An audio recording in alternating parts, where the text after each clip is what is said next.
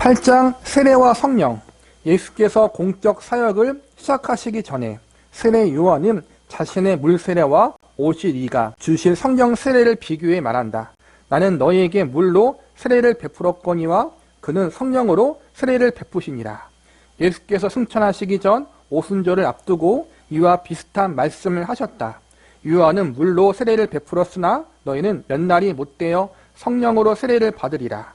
이 두 말씀의 요점은 성령 세례와 물 세례가 서로 반대되거나 성령 세례가 물 세례를 필요 없게 한다는 것이 아니다.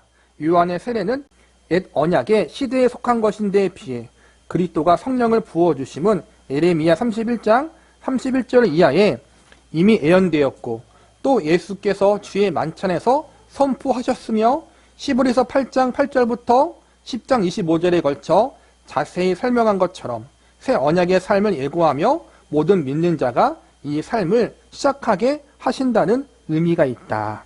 물 세례와 성령 세례를 따로 구분해서 얘기하는데 성령 세례를 오순절 개통이나 성령 운동을 강조하는 감리교나 그런 쪽에서는 성령 세례를 능력을 받는 세례라고 얘기해요. 능력의 세례다. 그러나 이제 우리 장로교나 우리 교회 같은 경우에는 성령 세례가 그런 능력에 대한 부분이 아니라 우리가 예수님을 믿고 영접할 때 성령님이 우리에게 오시잖아요. 그게 성령 세례라고 그렇게 믿어요. 우리가 스스로 예수님을 믿을 수 없잖아요.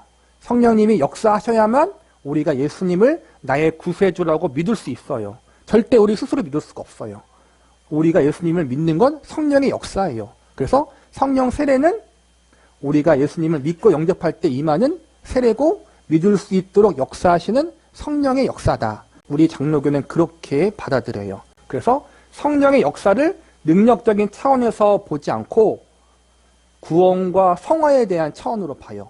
우리를 성령께서 역사하사 우리가 예수님을 믿게 하사 예수님을 구세주로 영접할 수 있게 역사하시는 것이 성령의 역사고 성령의 역사로 말미암아 구원받은 주의 성도들 안에서 성령님이 믿는 성도들 안에는 성령님이 있잖아요. 그 성령님이 계속 계셔서 우리가 하나님을 알아가고 예수님을 닮아가는 성화된 자리에까지 이끄시는 것도 성령님의 역사라는 거예요. 우리는 그 차원에서 구원과 성화에 대한 차원에서 성령을 바라봐요. 그리고 그게 가장 정확해요. 사실은 신비적인 능력의 차원은 지극히 작은 부분이에요.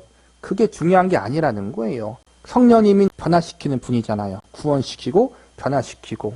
그러므로 성령 세례를 받은 사람은 성령 충만한 사람은 성령의 열매가 다 인격의 열매잖아요. 예수님의 인격의 열매란 말이에요.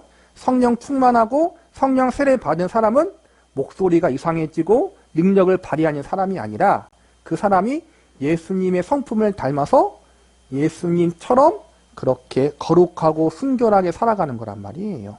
이 점을 절대로 잊어서는 안 돼요. 새 언약의 선물, 새 언약의 삶이 무엇인가? 그것은 예수 그리스도의 영광 안에서 그리스도와 친교를 나누는 것이며 그 예수를 통해 우리의 아버지가 되신 하나님과 친교를 나누는 것이다. 나아가 그분의 대속의 죽음과 부활의 삶을 공유하는 것이다. 이런 삶을 주시는 것이 오순절 이후 성령의 독특한 사역이다. 아까 말한 게 이거예요. 성도에게 구원을 이루고 구원받은 성도가 하나님을 알아가고 예수님을 닮아가고 하나님과 동행하는 삶을 살 수 있도록 우리 안에서 영원히 역사하신다. 지금 그 말을 하는 거예요. 새 언약의 삶이 그거라는 거예요. 오순절 이전에도 창조의 대행자, 선지자들을 감동시킨 분, 예수님의 사역을 가능케 하신 분으로서 성령이 이미 활동하고 계셨지만 요한복음 7장 39절은 예수께서 아직 영광을 받지 않으셨으므로 성령이 아직 그들에게 계시지 아니하시더라고 단언한다. 요한복음 기자가 이렇게 단언한 이유는 오순절 이후 성령의 유례없는 독특한 사역에 주목했기 때문이다. 그는 성령께서 이미 여러 사역을 수행했지만 십자가에서 죽으시고 부활하신 예수님께서 우리의 주님이라는 것을 사람의 마음에 알리기 시작한 것과 부활과 승천으로 그분이 영광을 받으신 후라는 사실을 중시했다.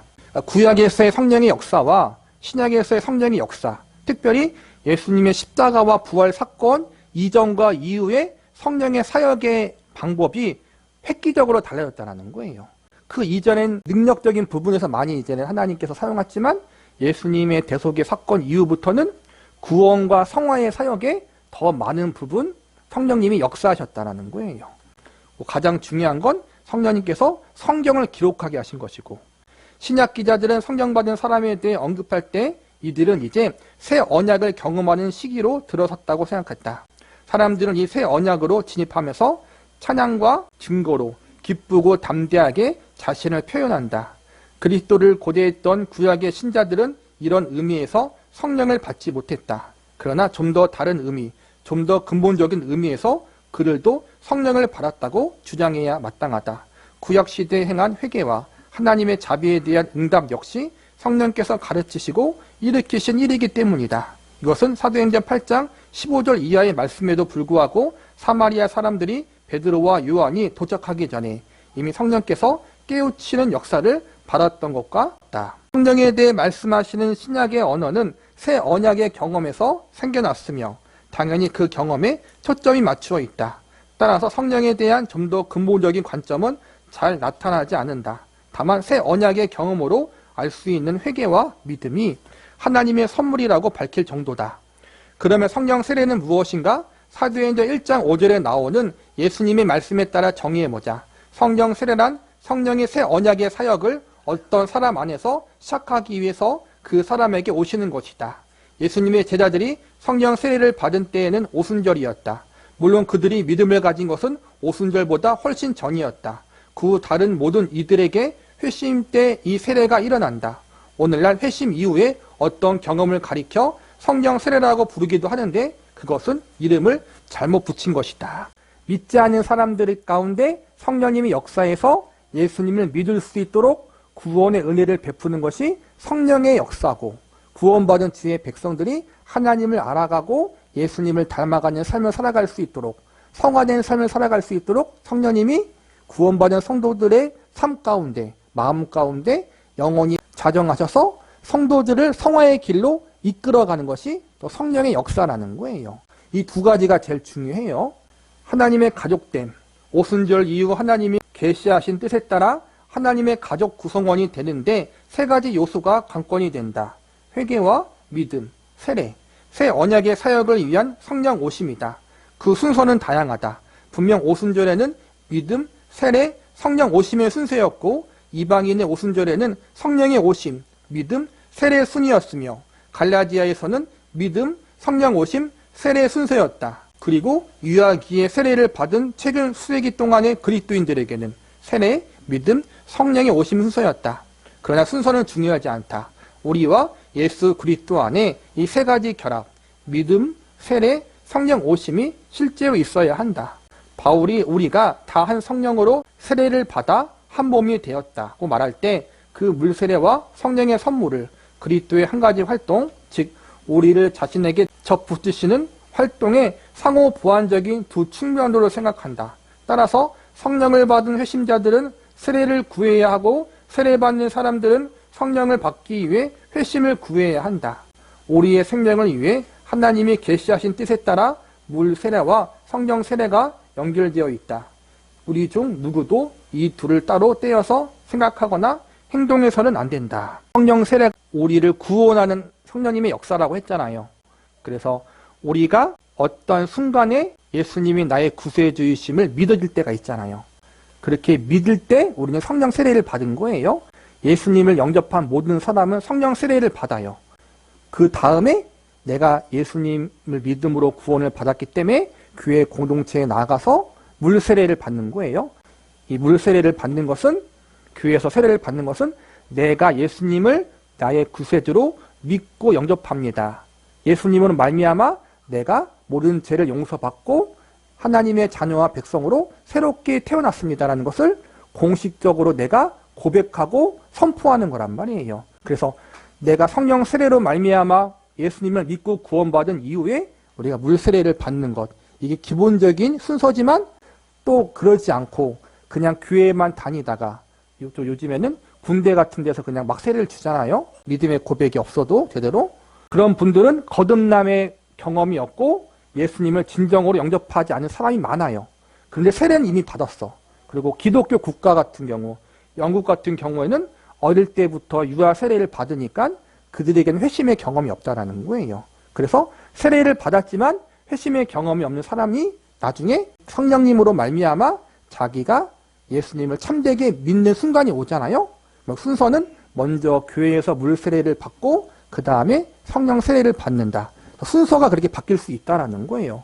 그 부분을 말하는 거예요. 저 순서는 중요한 것이 아니라 우리 안에 예수님을 참되게 영접하는 성령 세례가 필요하고, 그 다음 교회에서 신앙의 공동체에서 내 믿음을 고백하고 신앙을 고백하는 물 세례가 필요하고, 이 모든 것을 믿음으로 받아들이는 믿음이 우리에게 필요하다는 거예요. 성령 세례에 대한 부분을 언급한 부분을 반드시 기억해야 돼요.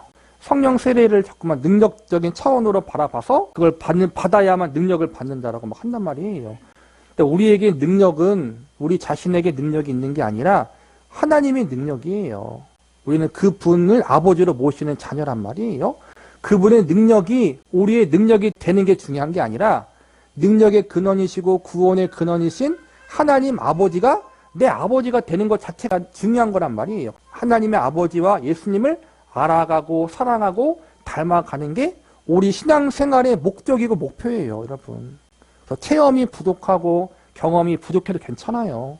우리가 하나님의 자녀로 거듭났다면 이제부터 주님 나라 가는 그날까지 조금씩 더 우리의 아버지신 하나님을 알아가고 우리의 주님, 나를 위해 생명을 내어주신 예수님을 더 사랑하고 닮아가는 길로 들어선 거예요. 나에게 구원의 은혜, 착한 일을 시작하신 하나님이 구원의 은혜만 주신 것이 아니라 구원의 은혜와 더불어서 우리 안에 성령님을 영원히 거하게 하사 우리가 하나님을 더 알아가고 닮아가고 사랑할 수 있는 성화의 길로 한 걸음씩 인도하셔요. 그게 신앙생활이에요, 여러분. 신앙생활은 그래서 단번에 뭐가 이루어지는 것이 아니라 주님 나라 가는 그날까지 점진적으로 성숙해져 가는 거란 말이에요. 성령 충만도 마찬가지예요. 성령 충만해서 갑자기 막 내가 성화되어지는 게 아니에요, 여러분. 다 경험했잖아요. 그게 아니라 성령 충만이란 성화와 마찬가지로 예수님을 닮아가고 알아가는 거란 말이에요.